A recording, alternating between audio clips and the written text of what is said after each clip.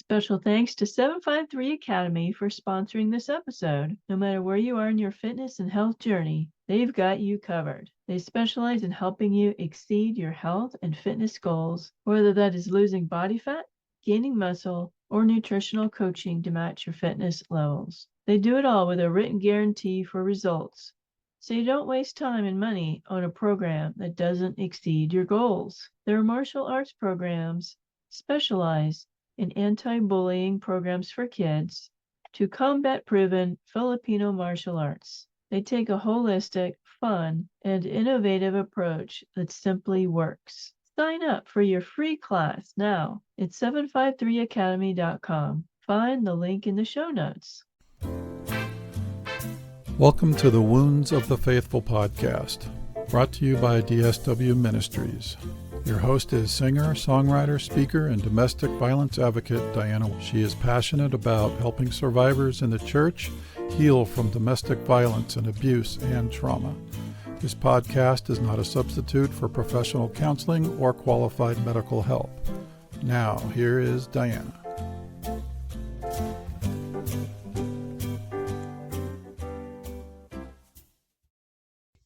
So today on the Wounds of the Faithful podcast, we have a survivor story today.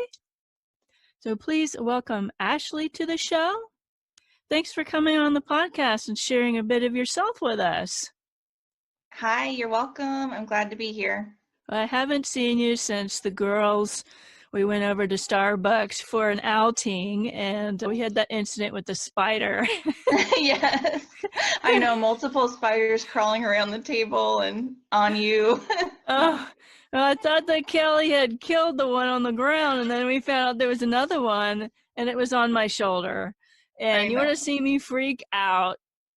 Okay, that's how you get me to freak out, is a spider. So here we are, trying to kill the spider. But we had a good time. It was fun. Just fun to get out. It was a hot day. We were out there roasting in the heat, but it was just fun to get out and have some girl time, right?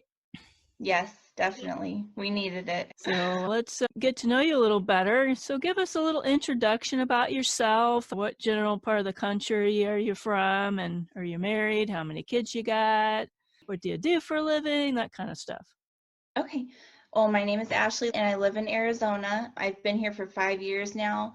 I was living in North Carolina with my husband and our family we were on the East Coast for about, probably about 8 years or so, and living in North Carolina, Virginia, in that area. So I met Diana through Mending the Soul. I joined because I have been separated from my husband for about a year now. We've been separated twice, and that was due to abuse that was going on in the marriage. So I have a history of abuse in my life, starting from when I was little. There was abuse that happened outside of the home with people that were slightly older than me, and that was more like a sexual abuse or molestation kind of situation. And then getting married, I thought it was a good relationship. I thought we were a good team, and I think it was okay for a while until we had children, and that's when things started unraveling and a lot of patterns started popping up all over the place of all kinds of abuse, that not physical, but it was emotional, mental, psychological, spiritual abuse, all of those. And I'm still kind of working through and wrestling with the effects that had on me. And it's still, I have good days and I have really, really hard days. So it's still, even though it's been a year of being apart, it's still all over the place. Mm-hmm. But I do feel like I'm making progress, and Mending the Soul did help with that, along with counseling. So that's where I'm at right now. And I'm currently going to school to become a speech language pathology assistant. And I have about just one semester left of that. And then I know, I'm so excited to hopefully get to work with kids that are, having difficulties for whatever reason. And I am a special needs mom. My middle child has autism, and so that's been a journey. And then my youngest also has struggles in certain areas. of learning. So yeah, this will help me also while being able to help other people. So that's where I'm at right now. So your special needs kids, what kind of challenges does that bring as a single mom and going through abuse?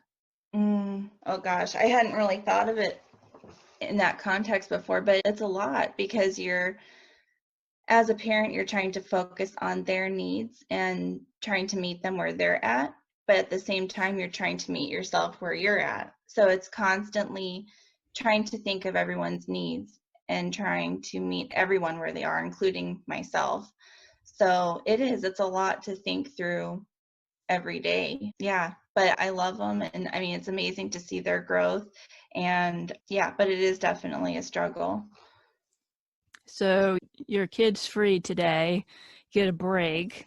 But how have you been coping during the pandemic with your kids? What have you found that works? hmm Yeah, so thankfully, I've been talking to family about this also. Our schedule, because of Kevin, his running, his elopement, we have a hard time going to a lot of places already. So even before the pandemic, we didn't go to a lot of stores, or we mostly spent our time outside and at home. So that really, I think, helped set us up for this situation because it wasn't a huge jump, from being out around people all the time to nothing. So we were already kind of ready in some ways.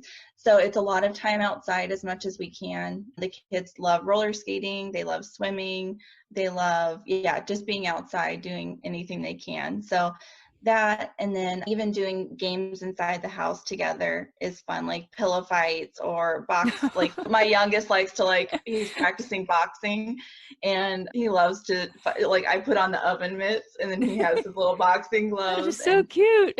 it's fun, and just trying to get their energy out, and then I work out also, so we're trying to get all that energy from all of us out. So Well, that's been it's pretty funny when we've had group, the kids are there. Three boys climbing all over her and poking her and mom, mom, mom. And she's trying to focus on her part in the group. And you just do the best you can, right?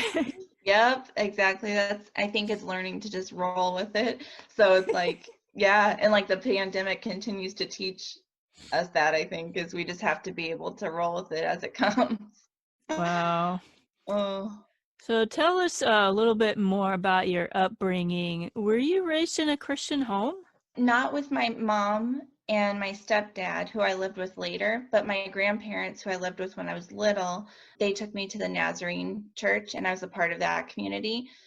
So I was a part of a church. I don't particularly remember learning about Jesus or salvation in particular. I just remember, just in general, learning about God in general. And so that's kind of how I was raised. And then when I moved in with my mom and my stepdad, they're not a part of any faith community. So I would go either with friends to church. And then when I was older, I would just go by myself. I drove myself there. And that's kind of how it started. What kind of relationship would you say you had with God? Was it personal? Was it God was distant or? Mm.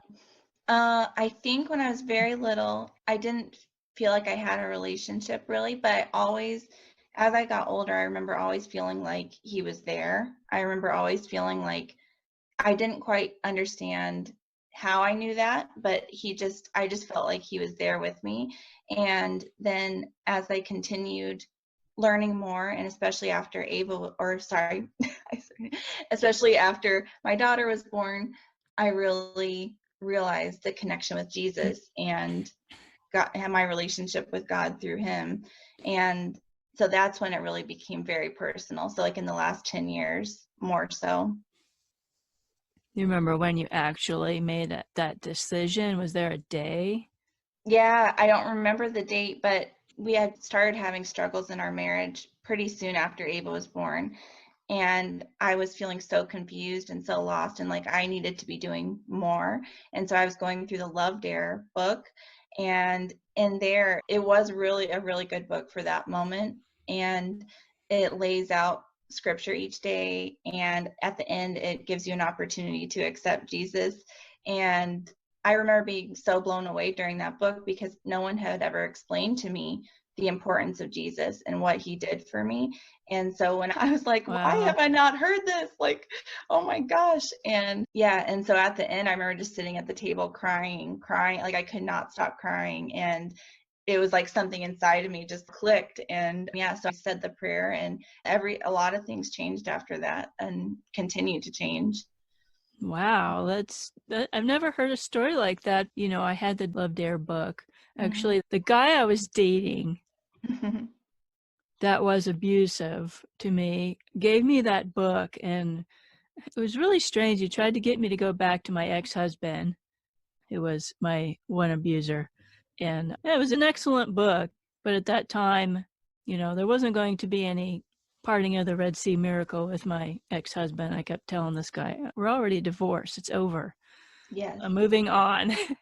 But Yes. that's amazing that you found Jesus through that book. Oh, praise the Lord for that. I know. And I think it's interesting because I started reading that book to help with the marriage. And it did somewhat, but I think it was cool because God met me where I was doing what I was doing, and it didn't matter why I started it. Yeah, it's just so cool. Amazing. So what were your teenage years like? Did you have a lot of self-confidence growing up? Oh gosh.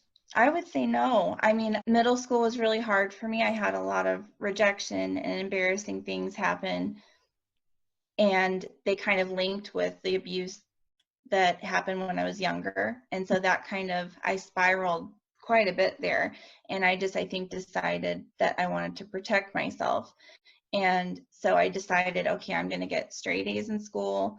I'm going to run track, and I'm going to do the best I can with that. And I'm not going to get in trouble. And I just made all these promises to myself, I think, to protect myself. So I think I appeared on the outside probably like I had a lot of confidence, but it really was protection. And so I don't feel like it was confidence at all. It was all rooted in fear and trying to protect myself. So no, I don't think I did. Now, how did your grandparents play a part in your life? They were very significant. And they're a huge part still. Yeah. I mean, it's hard to put into words everything that they've done, but they gave me a safe place. They've always been a safe place for me. And no matter what, I have never felt abandoned by them. I've never felt judged by them. I've never felt like they didn't try to understand me. So they've been a consistent, safe place throughout my whole life. And so even in those hard times, I did always know they were there. And I would call my grandma instead of talking to my mom or anyone else. I would always call my grandma and talk to her. And she kind of helped me work through in college when I think I was hitting another breaking point in college when I was drinking a lot and really depressed. Honestly, I was running track at a college and trying to perform still, but then partying also. And there were these two parts of me that were colliding, and it was so painful. And I didn't know how to get out of the situation. And so she helped me a lot through that also. And then later with my realizing the abuse with my husband and deciding to make changes there, she helped me a lot through that also. So yeah, her support has meant the world. I didn't really grow up with traditional grandparents. My grandfathers died long before I was even cognitive. And my dad's mother died when I was 7. And then my mother's mother, we didn't have a very close relationship because she was a very abusive person, and my mother didn't. My mother didn't want us around her, and she really was a nasty person. So I didn't really grow up with grandparents. I think that's why I was always friends with a lot of senior citizens were my good friends, because I didn't have grandparents. I had teachers and coaches and the next door neighbor I kind of clung to. So what a blessing that you have grandparents to be there for you and guide you through these tough times. Yes. Yeah, it is. I mean, thinking about if I didn't have them, it's been hard enough even having that support. So I can't imagine not having that support. It literally feels like a gift that God has put there to help me get through all of this. And yeah, so I'm just really thankful. So we're going to transition to the unsavory part of the podcast. When did you meet your husband, and were there any warning signs that there was going to be abuse? So we were both attending Arizona State University, and we met there. We were part of a co-ed business fraternity, and we met at a party, and I felt like right away that I wanted to be with this person, even though I didn't know him. As I was telling you before, like I was in a really unhealthy place all through college. It's because everything from my childhood hadn't been addressed, and was still, all that pain was under the surface. And I think I was just trying to cover it up any way I could by drinking, sleeping with people. And that's kind of where our relationship started. That's how it started, in that kind of context. And so we were both in a really unhealthy place, I think. His parents had just started the divorce process, I think, when I met him. And he had a lot of pain from his childhood too. And so I think we both were just trying to cover up the pain. And so in the beginning, I couldn't see any red flags because we were very similar, I think, in how we were covering up things and living life. And so it wasn't until we had kids, because my attention was divided between him and the kids, and needing to take care of myself. Once my attention was divided, that's when all of the patterns started bubbling up. So I couldn't see it until quite a bit later. Well, so when your children came along, you had a pretty dark time for you.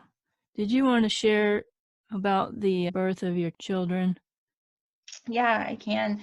So my daughter's birth was overall good. We had to have a C-section because she was not head down. She was bottom down, and she did not want to flip, which is totally, it's funny because she's very like kind of stubborn in her own way. And so it's funny that she just was like, nope, like I'm good right here. I'm not moving. And so yeah, the C-section went well. But I remember I felt so sad in the hospital. I was so happy to see her, but at the same time, I think seeing her face and seeing how vulnerable she was as a baby, I think triggered everything in me at a whole new level from what happened when I was younger. So that's how her birth was difficult. And then, my second child's birth was slightly difficult also. I was trying to have a VBAC, and the cord was wrapped around his neck, and his heart rate was dropping. And so we had to go in for an emergency C-section. That one went pretty well too, overall, given the circumstances and everything. So it wasn't until our third child's birth that was really, really difficult. And during that, I was trying for another VBAC, which, looking back, I wish I had not done that. But I was trying because I felt like I really wanted that experience. And so I was trying, and I found a doctor that would support me in doing that. And the birth was taking too long. I was kind of stalled in labor, and I had an epidural, and I couldn't feel very much, but at one point I felt a pop, and this was as they were planning to get me into the room to deliver via C-section. They were already planning it. We were just trying to get in there once it was open and available. And I felt this pop as they were planning this, and I didn't know to say anything because I didn't know anything was wrong. I couldn't feel any pain. And we get into the emergency room. Still no one knows anything has happened, and he's allowed to be awake. And okay. And so I'm still awake, and they find the rupture in my uterus.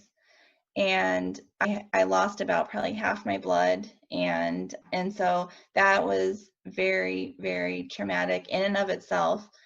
Getting out of the hospital was difficult because my blood still didn't look quite right to them, my blood work and everything. They weren't happy with it. And So, but I went home and decided not to get a blood transfusion just because I didn't feel comfortable with it. I ended up developing a hematoma and an infection and had to go back in the hospital and was on antibiotics. I think it was about a week I was in there.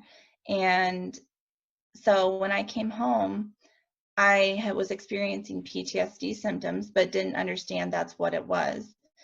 I literally thought I was going to die all the time. I thought every minute of the day, I was checking to see what was happening in my body because I thought I was going to die for sure. And so I kept wanting to go to the hospital because I felt like, what if I missed the infection before? I didn't know I had this infection. No one was telling me that I looked sick, and I could have died from that infection. And so, yeah, I kept wanting to go to the hospital to see a doctor just to make sure I was okay. And I didn't understand what was happening to me. But at the time, he would tell me I didn't need to go to the doctor, and yell at me that nothing was wrong with me, that I was fine, telling me I didn't need to go to the doctor, making me feel bad about it. I was struggling to take care of the kids because I was going through all this and not understanding what was happening. So this is where I really, really started to know that something was wrong in the marriage because of how he handled this situation. So, yeah, this is his children that he's talking about. Most, normal people, if you're suffering and it involves your kids or your spouse, you're going to take them to the hospital. That isn't normal. No, even when I had the infection and my fever had started at home and I was shaking, like I couldn't stop, like I would shake out of the blue. My body would that's how far the infection had progressed. And he still was kind of telling me that I didn't need to go. But thankfully my doctor was like, you can come in tonight if you think you need to. And I was like, yes, I need to. Yes, when can I be over there? Like yesterday. Yes. So was that the first time that you've experienced abuse by him, or were there other stuff on top of the post-pregnancy and delivery stuff? There was stuff here and there, definitely, like control over money, like making me feel bad about buying groceries, like that I spent too much. When I am very frugal. Like I love finding deals. I love all that. I am into that. I always have been. And I am very particular about what I buy. And I still, no matter how hard I tried to do a good job, I would come home and it would not be good enough. And it would be that I spent too much money. And so, yeah, it's definitely control stuff. I saw I was happening before, but I kind of took it on as this is something I'm doing wrong. And so it wasn't until the medical stuff happened that I started to realize a little bit that maybe it was something else. Yeah, you're not the only one that had that problem with the spending money. I was in charge of getting groceries and buying all the Christmas gifts for his family, and it was always the same thing. You spent too much money and you bought too many groceries. Like, well, why don't you try and get a full week budget on $100 and see how good you do.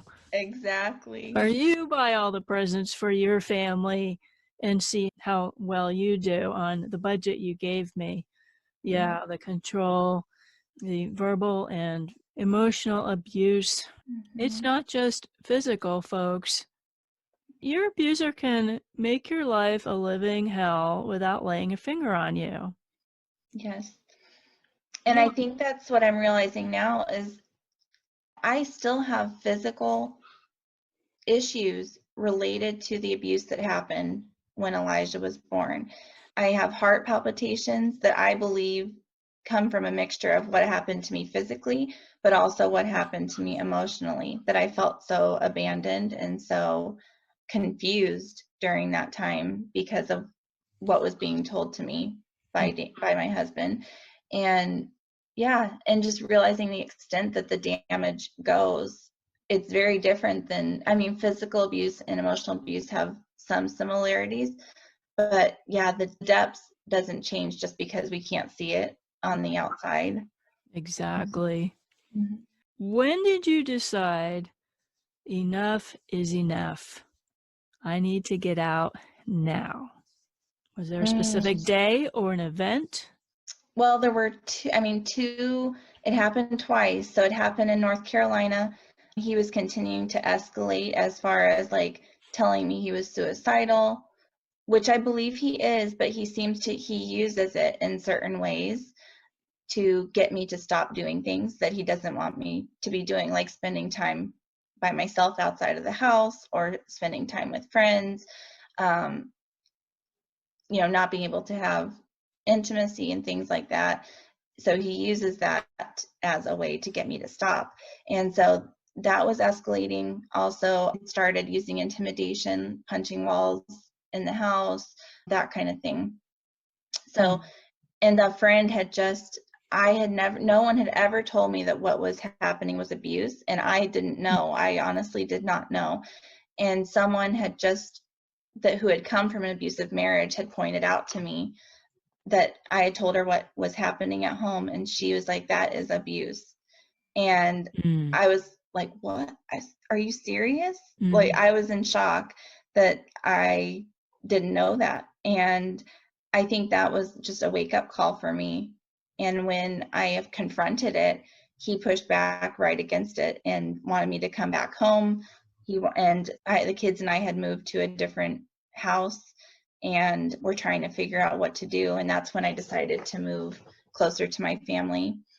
And so that was the first time we got back together, about 9 months after we separated, because I think I was struggling physically to handle everything on my own, plus dealing with my mental health. And it was really hard. And I think I was struggling with, how am I going to do this? And I missed having someone to share life with. And I thought, what if I'm wrong? What if I'm wrong and I'm just as messed up as he is? And which I do have my stuff, but it's different. It's not the same. And so we got back together, and then I think it was about 3 years after we got back together, all the same patterns had come back up, and it had started transferring over to things happening with the kids, that as far as control and just emotionally abusive language towards them. And when I started seeing how it was affecting the kids, that's when I decided, no, I cannot let this continue, because seeing that affect them, how it could affect them, being exposed to that long term, I can't handle that. So I think the kids have really, really helped me to do things for them and for myself that maybe it would have taken me longer to do if it was just for me, I think. So yeah, that's kind of how that happened. Yeah, I didn't have children. Early in the relationship, my ex didn't want kids right away, but then we were married about 5 to 7 year mark. Then all of a sudden he decided he wanted to have children, and by that time I already knew I was trapped in a marriage that was abusive, and I did not want to bring children into this world and subject them to that. Because like you say, it's fun if it's just me, but now I have kids that I am in charge of, and it's going to affect them.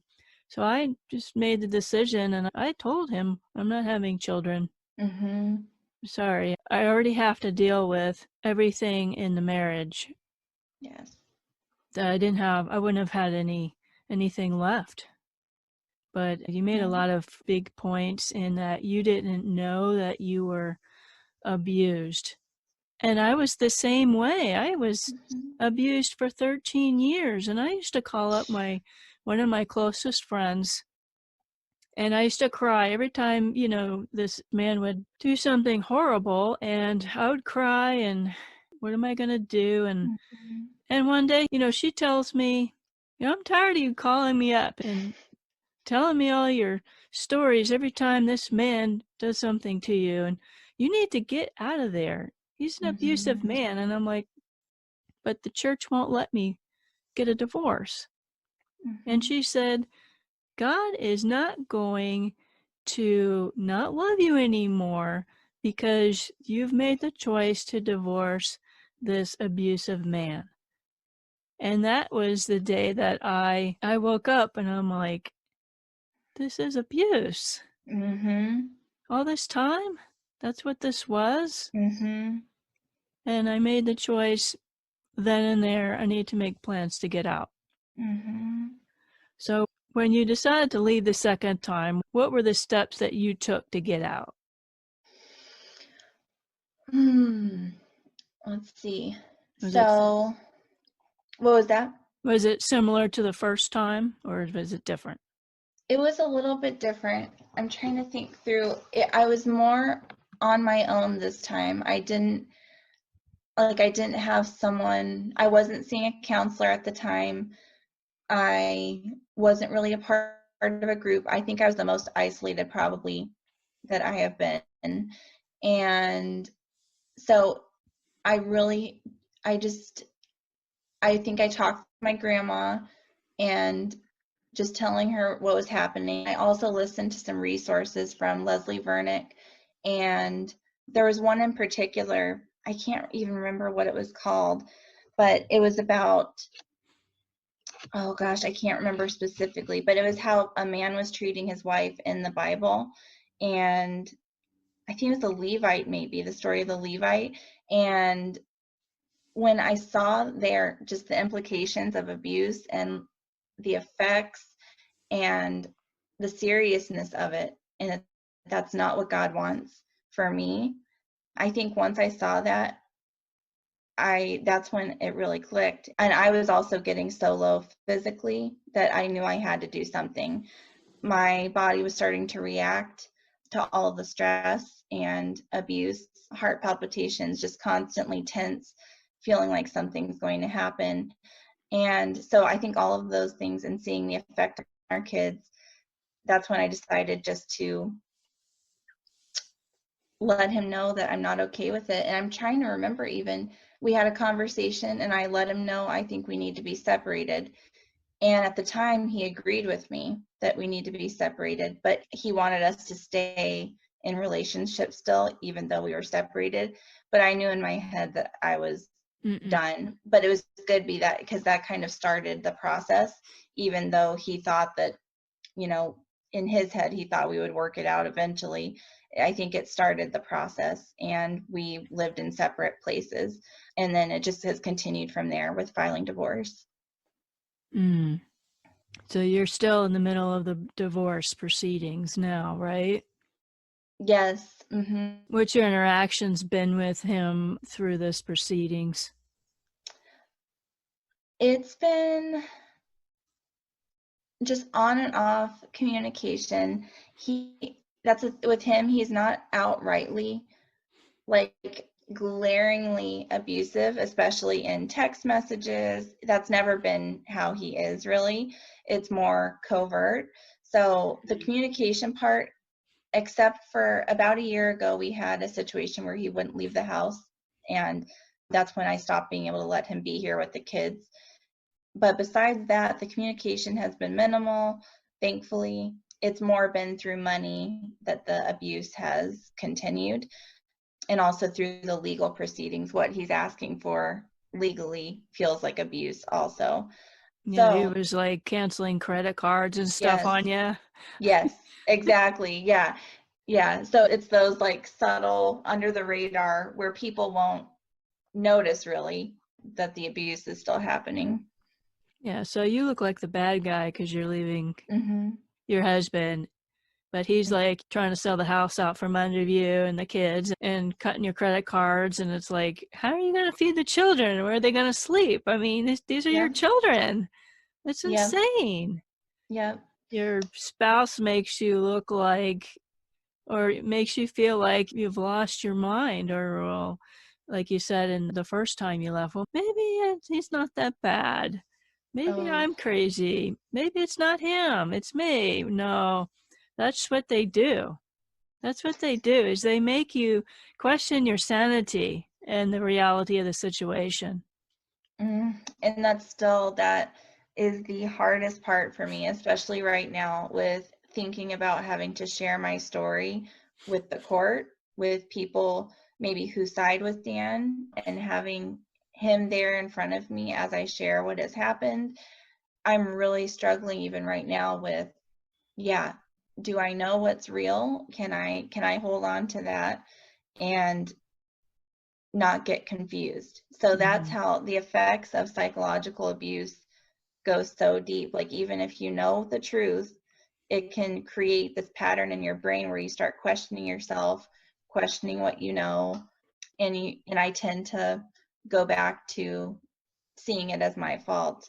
So I really have to push back against that and be around people who help me remember the truth and keep reminding myself of what's happened, and this is real. This is not something that I'm making up. So how did you start the healing process? Oh gosh.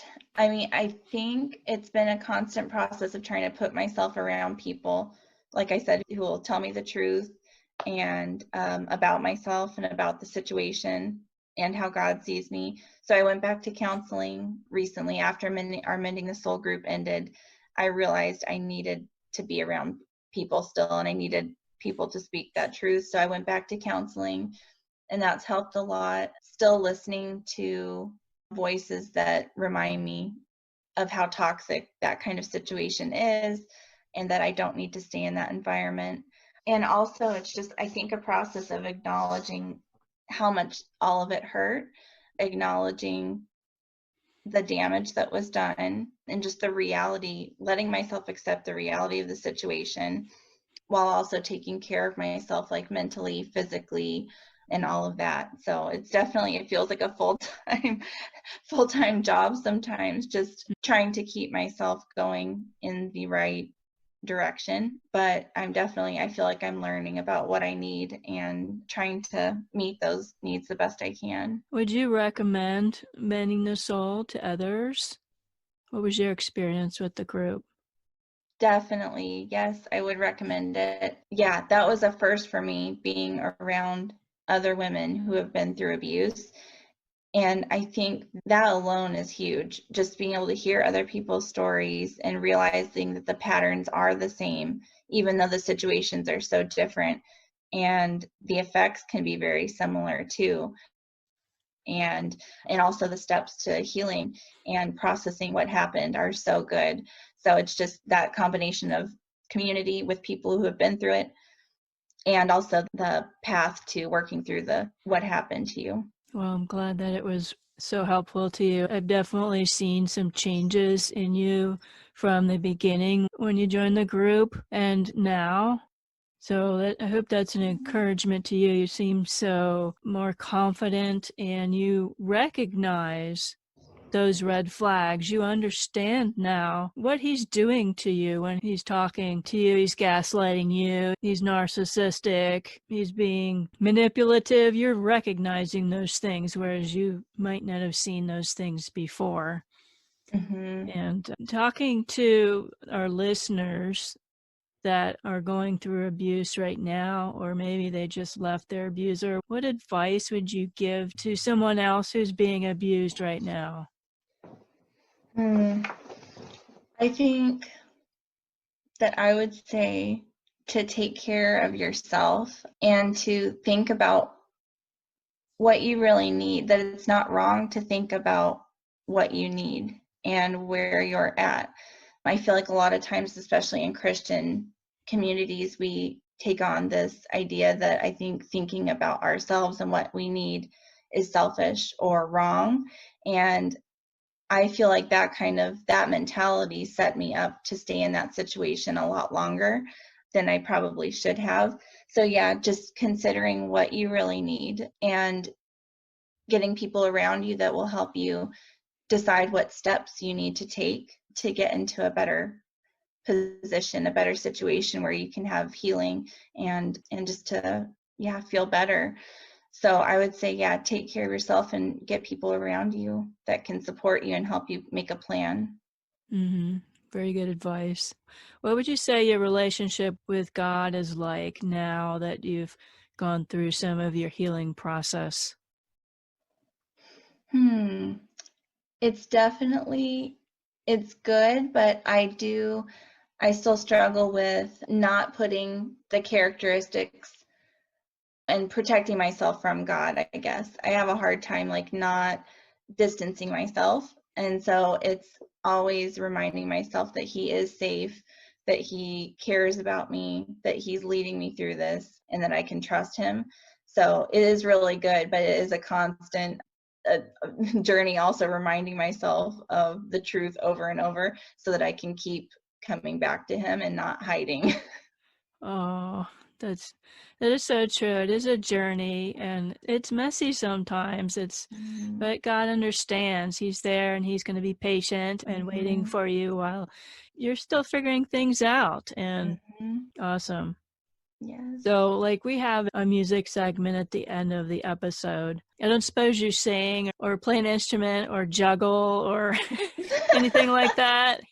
No, I play the clarinet, but I don't have it here. Oh, how about a joke? You got any jokes? Kid jokes? Cheesy jokes? No. Don't have any jokes? No. Oh, well. No. How about, I know that you have one of these. How about, what's a Christian song that really encourages you and that you just go to it whenever you're having a bad day? Oh my gosh. I think I mentioned this one during the group actually. I can't remember the title of it, but it's the one like he's greater than all my mistakes. Gosh, I wish I could remember who. Oh, I can't remember the name of the band. But anyway, it's something about greater than all my mistakes. And if you type that in, it should come up. But it's amazing. And it just talks about how it's just such a peaceful song to me. And just realizing that he really is. He's greater than all my mistakes. The mistake that I made of being in a relationship with someone that's abusive, any mistakes I make with the kids, mistakes I make with putting characteristics on God that aren't him, anything that I do, nothing is big enough that is going to change his relationship with me, and that he's always there waiting for me to turn and look at him. So yeah, I love that song.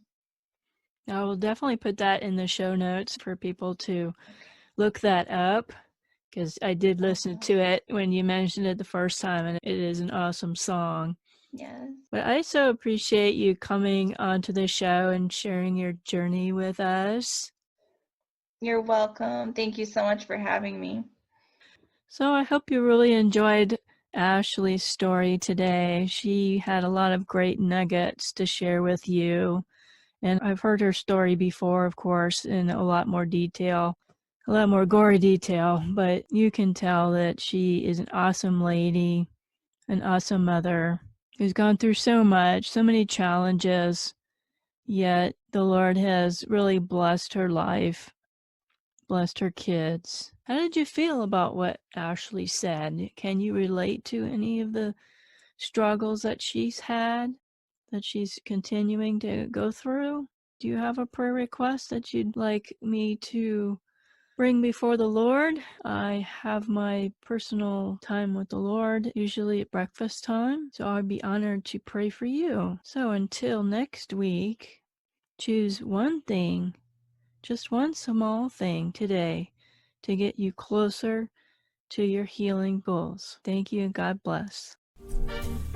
Thank you for listening to the Wounds of the Faithful podcast. If this episode has been helpful to you, please hit the subscribe button and tell a friend. You can connect with us at dswministries.org, where you'll find our blog along with our Facebook, Twitter, and our YouTube channel links. Hope to see you next week.